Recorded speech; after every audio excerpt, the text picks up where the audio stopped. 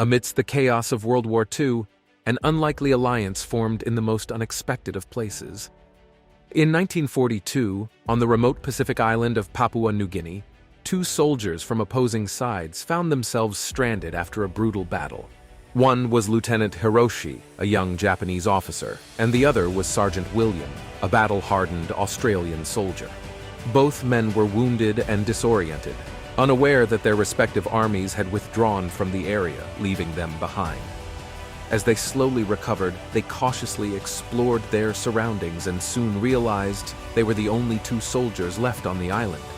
Fearful of being discovered and facing certain death if they were captured by their own forces, Hiroshi and William decided to put aside their differences and form an uneasy truce.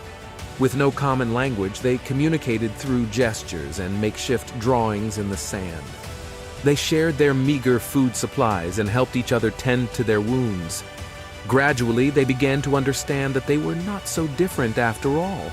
Both were young men caught up in a war they didn't fully comprehend, yearning to return to their families and homes. As days turned into weeks, their truce deepened into a genuine friendship.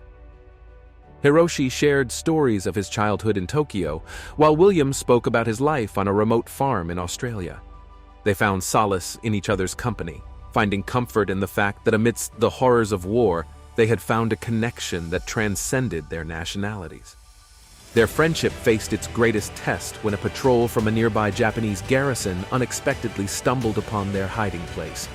Fearing for their lives, Hiroshi and William instinctively grabbed their weapons, but instead of turning on each other, they made a bold decision.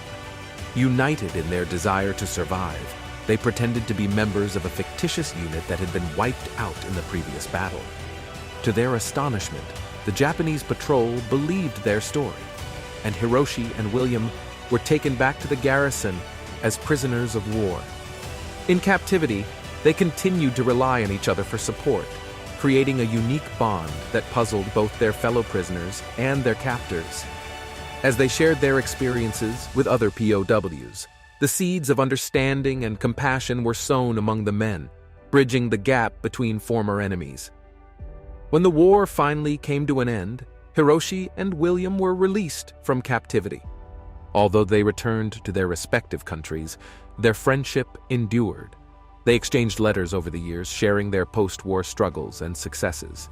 Their shared experience had changed them profoundly, teaching them the value of humanity in the midst of inhumanity.